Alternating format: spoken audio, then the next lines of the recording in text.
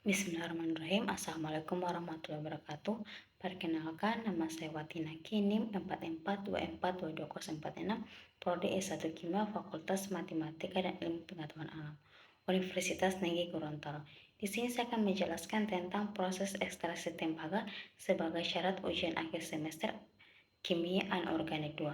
Sebelum kita ke tahap proses ekstraksi tembaga, di sini saya akan mengambil judul jurnal Prediksi Pemulihan Penelitian Kolom Biji Tembaga Oksida oleh Algoritma Genetika Saraf Hibrida, di mana judul ini ditulis oleh Fateme Sadat Hosseinian pada tahun 2017. Nama jurnal Transnote Smith China. Selanjutnya kita masuk ke definisi ekstraksi tembaga. Ekstraksi tembaga merupakan proses penting dalam industri pertambangan tembaga. Proses ini kemungkinan industri pertambangan untuk memperoleh tembaga dari biji tembaga. Selanjutnya kita masuk preparasi bahan baku, terdiri beberapa tahap. Yang pertama, pemilihan biji tembaga. Biji tembaga yang digunakan dalam penelitian ini adalah biji tembaga oksida yang berasal dari tambang tembaga. Biji tembaga tersebut memiliki kandungan tembaga rata-rata sebesar 1,5%. Tahapan kedua, pemecahan biji tembaga. Biji tembaga dipecah menjadi ukuran butiran yang lebih kecil agar proses pelindian lebih efisien.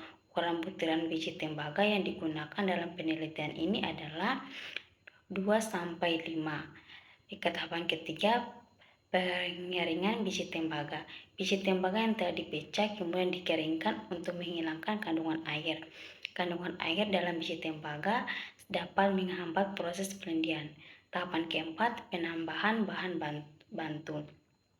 Bahan bantu yang ditambahkan ke dalam biji tembaga adalah kalsium karbonat. Kalsium karbonat berfungsi untuk meningkatkan kelarutan tembaga dalam larutan asam sulfat. Proses persiapan bahan baku dilakukan dengan hati-hati untuk memastikan bahwa bahan baku yang digunakan dalam penelitian memiliki kualitas yang baik. Hal ini penting untuk memastikan bahwa hasil penelitian akurat dan dapat diterapkan dalam skala industri. Selanjutnya kita masuk sampel yang digunakan. Pada jurnal ini sampel yang digunakan adalah sampel biji tembaga oksida yang diperoleh dari tembaga di Gorontalo, Indonesia. Sampel ini memiliki kadar tembaga rata-rata sebesar 0,5%. Selanjutnya kita masuk proses ekstraksi sampai mendapatkan hasil. Terdiri beberapa tahap. Yang pertama, mempersiapkan biji tembaga oksida. Biji tembaga oksida terlebih dahulu dihaluskan hingga ukuran partikel kurang dari 25,4. Hal ini dilakukan untuk meningkatkan luas permukaan biji tembaga oksida hingga reaksi kimia antara biji tembaga oksida dengan larutan asam sulfat dapat berlangsung lebih cepat. Tahapan kedua, pelindian biji tembaga oksida. Biji tembaga oksida yang telah dihaluskan kemudian dilancingkan menggunakan larutan asam sulfat dengan konsentrasi 20-40 gram per liter. Larutan asam sulfat akan bereaksi dengan biji tembaga oksida. Pembentukan ion tembaga. Pelindian dilakukan dalam kolom launching. Kolom launching adalah suatu alat yang berbentuk silinder yang terbuat dari baja atau beton. Kolom launching diisi dengan biji tembaga oksida dan larutan asam sulfat. Pelindian dilakukan dengan pengaliran larutan asam sulfat secara terus-menerus melalui kolom launching. Larutan hasil pelindian kemudian dikeluarkan dari kolom launching. Tahapan ketiga, pemisahan ion tembaga dari larutan hasil pelindian. Ion tembaga yang terbentuk kemudian dipisahkan dari larutan hasil pelindian.